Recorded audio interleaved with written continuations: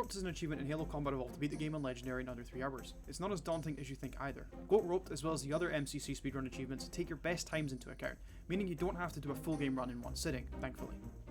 I was inspired to give this a go by Frogarchist after I saw him do it glitchless. However, many of the tricks and glitches are actually super fun to learn and to pull off, so I decided to see if I, a casual Halo fan, could get Goat Roped. So here's my journey.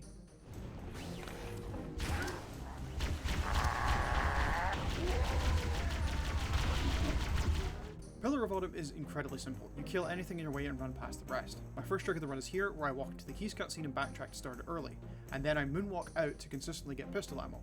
An actual speedrun would do a bump out of bounds using the cryopod to save some time waiting for doors, etc. They also don't use the pistol at all. I ran through the mess hall and killed this grunt on the way for the plasma pistol. From here I noob combo any elites in my way and use nades where I needed to. There's another out of bounds trick that speedrunners would use where they use this shield to get out of bounds, again skipping a lot of combat. At the end of the mission you need to clear this hallway, that trick is level end, an easy task for plasma grenades and magnum. And as such I beat Pillar of Autumn in 6 minutes and 26 seconds.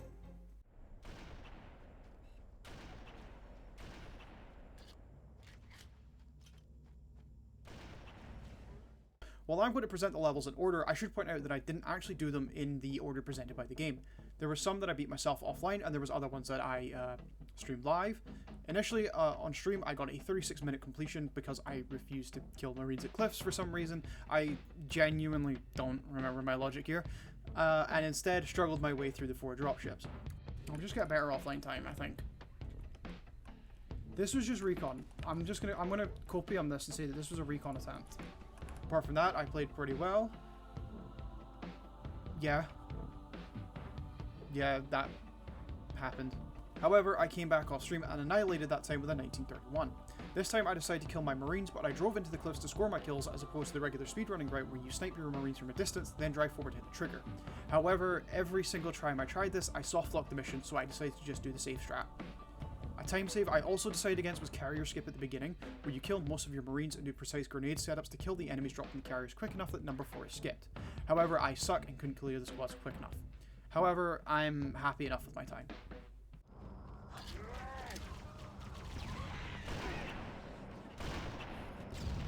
When tackling this challenge, I set goals for myself for each level, and they were all pretty accurate except for 2 of them where I missed my target by a large amount. Truth and Reconciliation was one of them. My goal here was a 30-minute, but the best I managed was a whopping 36:49. This was actually the last level I'd attempted, and I just couldn't be bothered learning any more tricks, so instead of doing the grenade skip that breaks a bunch of triggers and skips some combat, I decided to fight absolutely everything. Don't do what I did. Learn the grenade jumps. Either you can triple stack up here and then nade jump to the carrier, or you can learn the quad stack that launches you all the way up to the top. Guides for these can all be found on haloruns.com, by the way. You should check it out. It's a really cool website. Instead, I painstakingly sniped my way through this level, dying in embarrassing ways and getting a checkpoint after mistakenly shooting and killing Commander Keys. For some reason, I cannot get good at this level, and I highly regret being too stubborn to learn this series of grenade jumps.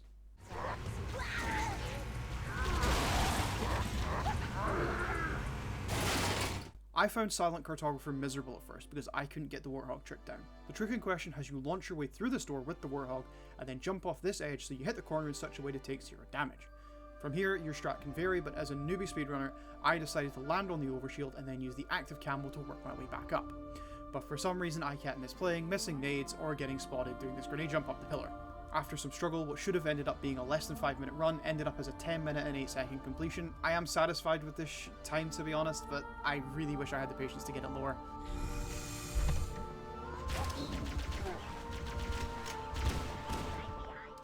Assault on the control room is stupidly simple. You throw a grenade here and run through, overcharge and stick this elite, then run out to the bridge. Here we perform the one trick of the level, stand on this line, murder the runts, and forcefully eject the pilot using top tier AI manipulation. From here, we just fly to the end of the level. We do have to do some movement here, which speedrunners would skip using a Banshee teleport. From here, you enter the other Banshee, and now fly to the control room and end the level. My time was a 6:19, but it could have been faster if I had a first try Banshee grab. But now that we're at the halfway point, let's do a little bit of a recap so we know my time up until now. Pillar of Autumn was a 6:26, Halo was a 19:31, Truth and Reconciliation was embarrassing, Silent Cartographer was a 10:08, and AOTCR was a 6:19, bringing me to a current time of 1 hour, 19 minutes and 13 seconds. In the time it took me to do 5 missions, world records are at least 16 minutes into their next run. Yes, the world record time is just over 1 hour and 3 minutes. Absolute insanity. I take my hat off to those runners. Anyways, on to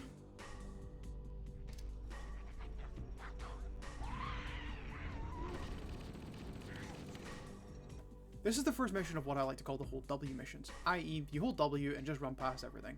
There are skips here you can do, like Reveal Room Skip and Camo Jumo, none of which I attempted except for Camo Jumo, which I just could not get down. The one trick I did utilise was at the beginning of the mission where I parkoured up this rock to skip some fighting. From here I used nades to clear the hallways and grabbed a plasma pistol, swapping it for an assault rifle to clear the infection forms in the reveal room before grabbing the plasma pistol again on the exit.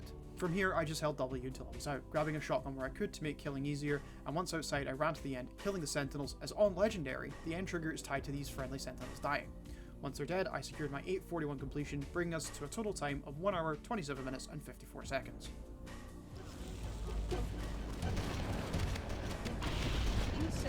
Supplement your combat systems. But I suggest... Welcome to the second of the whole W levels. Rounding out this level actually helped me appreciate it a lot more. It is a flood level, but I don't know, it's kind of growing on me. Anyways, I do use a few tricks through this level, like a grenade jump at the beginning to skip some combat. There is a flood bump you can do here, but I could never get it to work, so I just did the level normally for the most part. This is a hard level though, and I died a lot on my best run. Stopping to fight the flood is not an option if you want to go fast. You just have to go and hope for the best. I did stop here and there to thin the herd, but in general I just hoped for the best and ran forward. There were a few times where instead of going the intended route, I went the long way around to avoid spawning rocket flood to make my life easier. While in the long run this may have lost me time, it helped retain my sanity. After a few full days of grinding and trying for a 30 minutes or less run, I ended up with a 30:08. 8 seconds slower than the goal I set at the beginning of this challenge. However, this pales in comparison to the absolute disaster that was 2 betrayals.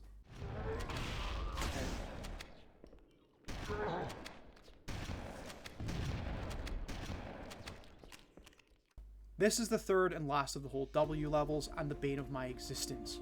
This was the second last level I attempted, and I wish I got it out of the way first. Bashing your skull against this level would make lesser gamers give in. However, I am persistent, patient, and deeply masochistic, so I love this kind of grind. The difficulty on this level begins the minute the opening cutscene ends as you're swarmed by 4 sentinels. Thankfully, one overcharge is enough to pop each of them and move on to the hardest combat encounter in the mission. Whoever thought it was a good idea to have you do a long hallway fight against a full Covenant squad and a bunch of sentinels needs talking to. Best case scenario has the sentinels kill at least one of the elites, but sometimes you don't get lucky. Here I do one and only trick I had the patience to learn, the enemy deload. By pressing this button, then pressing it again once the colours stop scrolling, the game forgets to load all but 2 of the elites and 2 jackals who are easy enough to kill. In every speedrun guide I decided to watch, I saw everyone get through this mission with rockets and a shotgun. However, this wasn't the loadout I was comfortable with, so I wasted my time climbing the structure so I could do the level with the shotgun and the magnum. After grabbing the Banshee, I had to fly back up to the top to hit the button again so the level doesn't soft lock, and I flew low back down again for the same reason. If you miss a single trigger, you cannot finish the level. However, because I was playing normally from here on, this is not a concern. In an actual speedrun, runners would use this bonkers trick called Banshee out of level to fly the Banshee through all the triggers as opposed to painstakingly fighting through every room like I'm doing. This is an incredibly difficult trick, and if you miss even a single trigger, that's like minutes of time loss. Between rocket flood, enemy vehicles, and rooms packed with elites, this level is rough casually and painful when trying to go fast. My basic strategy was to clear the hallways ASAP using whatever I had on hand and using vehicles to bypass the open section. Something I'd like to note is that there is a trick on this broken door where you can squeeze past with either a Banshee or a Ghost. However, I didn't learn it. Again, learn from my mistakes. Post broken door, there's one more combat encounter on this bridge, and then I made a break for a Ghost, which I can use to make a break for a Banshee, which I can use to make a break for the end. However, I got to the end with no plasma weapon and 1 red health bar. Usually you just run into this room, hit the generator, and the sentinels die and you don't have to kill them. However, my health was low enough for them to kill me before the level could end.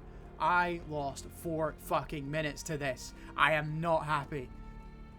This was my longest completion by far at 37:34. 7 minutes slower than my goal. Come on. Good boy. Ooja good boy.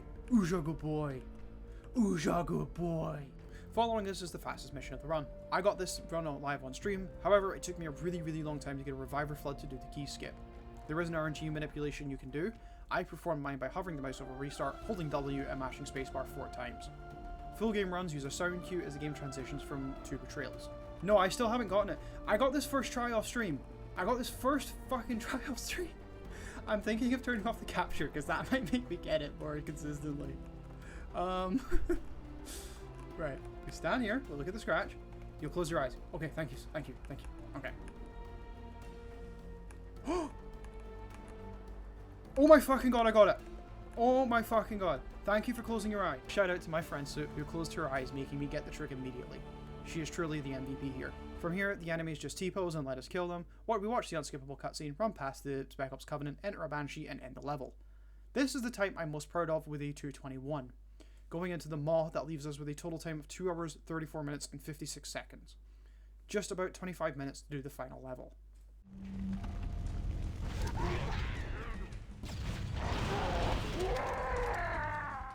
So fun fact, the day I did the Maw was the same day I did TNR. Initially I got a time of 22:06, but after my TNR run that left me with a total time of 3 hours and 9 seconds. I had to scramble to find a way to get that 9 seconds down, so I ran the Maw as I saw it fitting to finish with the final level of the game. Also, don't ask why it was 3 hours and 9 seconds after I just told you we had 25 minutes to do the last level. I don't understand either, my math might be wrong. My Maw runs went one of two ways. Either I did super well in the beginning and then messed up the Warthog run, or I did really badly in the beginning and first tried the Warthog run. This time I did a mix of both. I just really wanted to get this done, and I did. Most of the speedrun tech on this level is out-of-bounds shenanigans. I didn't even try to learn it. Like, for example, at the start of the level you can use this door to get out of bounds and pop out by this overshield here, however I just decided to fight and run my way through.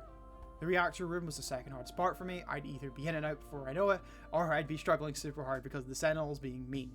Also, the reactor hitboxes are weird, or maybe I'm bad, who knows.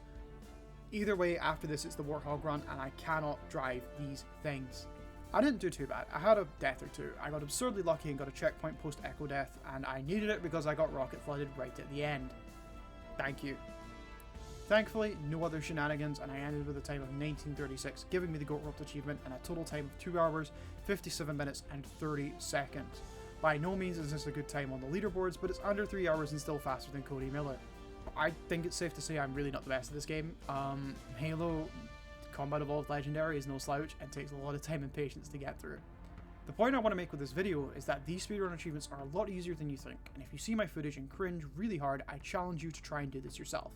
It's absurdly fun to learn the tricks and trivialize some of the combat encounters, so if you have the patience, give getting this achievement or any of the other speedrun achievements a try. I plan to go for all the other ones in the MCC, as well as Forza Veloci and Halo Infinite eventually, although I think it's going to be piss easy because you can do that on easy. For now though, thank you for watching. If you made it to the end, I do appreciate it, and I'd love it if you subscribed and pop by when I'm streaming to get the other achievements. I'm about halfway done recording the times for Halo Reach, and then we're going to be doing Halo 2 next, and then we're just going to kind of go in order from there. I wanted to do Reach after Combat Evolved because I find Reach a hell of a lot easier than Halo 2, so yeah. Although Long Night of Solace is a bitch. See you there. Bye.